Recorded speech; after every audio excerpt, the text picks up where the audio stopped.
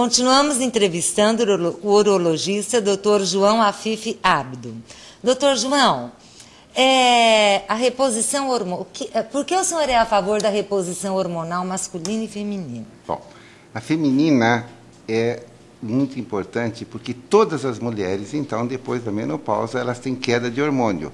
Isso leva principalmente a uma queda da libido muito importante, uma atrofia da mucosa vaginal que provoca, então, a falta de lubrificação e, às vezes, dor e até sangramento durante a relação.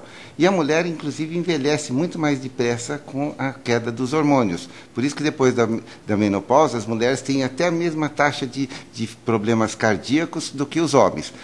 Então, isso é um fator muito importante também. E a mulher, quando está na menopausa, ela tendo todos esses problemas, isso afeta também a atividade sexual do homem e pode ser uma das causas das disfunções do homem. E no homem, especificamente, apenas 20% dos homens, depois de 60 anos, têm queda de hormônio.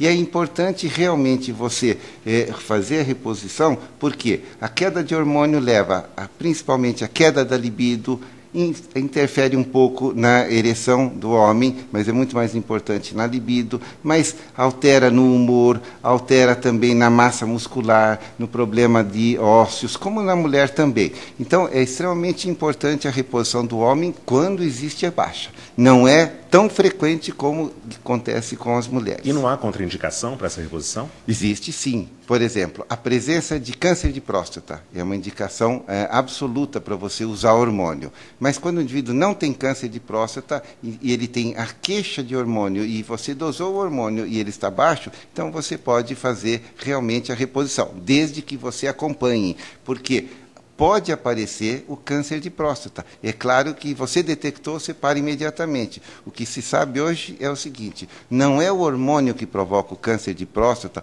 ou até o hormônio feminino que provoca o câncer da mama em mulher. Mas quando esse câncer se desenvolve, os hormônios, sim, são alimentadores. Falando em câncer de próstata, como é que se previne? Bom, o homem é muito importante a história familiar. Se você, por acaso, tiver um membro na sua família, por exemplo, um pai ou um irmão, a sua chance de ter câncer é 2 vezes maior do que do seu amigo que não tem ninguém na família. Se, por acaso, você tiver 2 indivíduos, o pai e o tio, o irmão dele, por exemplo, então essa sua chance sobe para 3 vezes maior até. Então, quanto mais indivíduos na família, mostra uma tendência à hereditariedade. Mas quando você não tem, a chance de você ter câncer de próstata é em torno de 6%, mais ou menos, de toda a população geral. É similar ao câncer de mama, assim, quando tem alguém na família. Exatamente, em termos dessa possibilidade de hereditariedade. Doutor João, eu queria saber o seguinte, a partir de que idade, existe alguma idade para o indivíduo começar a fazer reposição para o homem? No homem, não. Como eu disse para você, até 60 anos, é muito poucos homens que podem ter problema de hormônio, de 5% até 10%. E depois de 60 anos, até 20%. Conclusão, até morrer o indivíduo, 80% deles podem ter hormônio normal. Então, quando recomeçar a reposição? Quando ele começar a ter sintomas. E quais são os sintomas de queda de hormônio no homem? A primeira delas é a queda da libido. Então, quando o homem perde o desejo, ou ele tem um desejo muito menor do que a mulher, é para se desconfiar.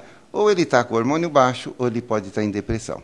Então, essas 2 coisas são extremamente importantes. Então, a queda da libido, a queda assim, da força muscular, o indivíduo é assim, muito down, muito para baixo, ele não tem coragem para fazer nada, é muito pessimista. Então, tudo isso são queixas muito parecidas com depressão, que podem você dosar o hormônio e perceber que o problema não é depressão, mas assim a queda do hormônio. Então, o início do tratamento é quando o indivíduo tem sintoma e é detectado realmente a baixa do hormônio. O tamanho do pênis é uma grande preocupação do homem no mundo. E ultimamente eu tenho notado que é uma preocupação feminina também, que elas também já estão interessadas nisso. Esses dias eu vi uma reportagem mostrando que, comparado a outros animais, o ser humano tem um pênis proporcionalmente muito maior que o dos outros animais. Como é que é isso? Qual é o tamanho do pênis regular, que a pessoa não precisa se preocupar? Sim.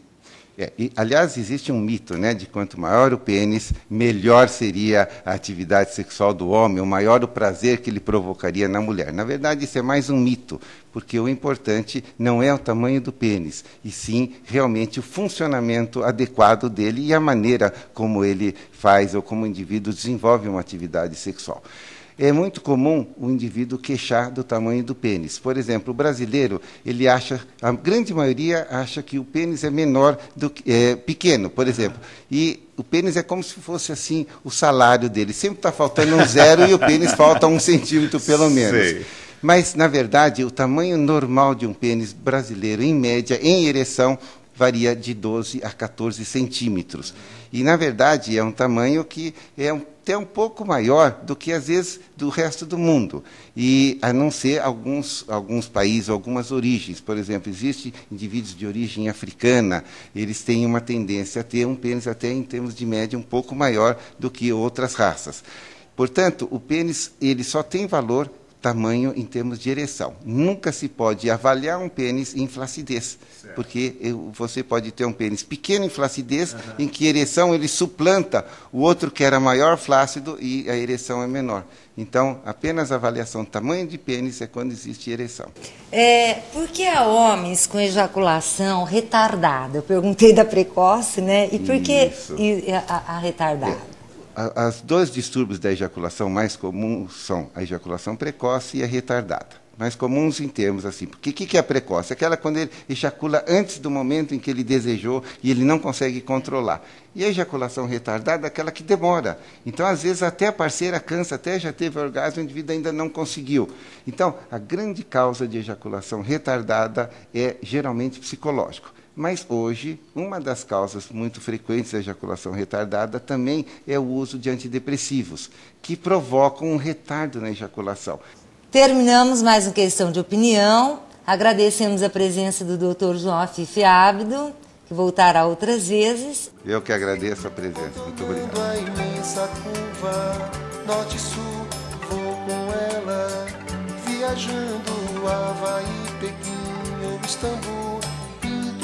Com a vela, branco navegando, é tanto céu e mar num beijo azul.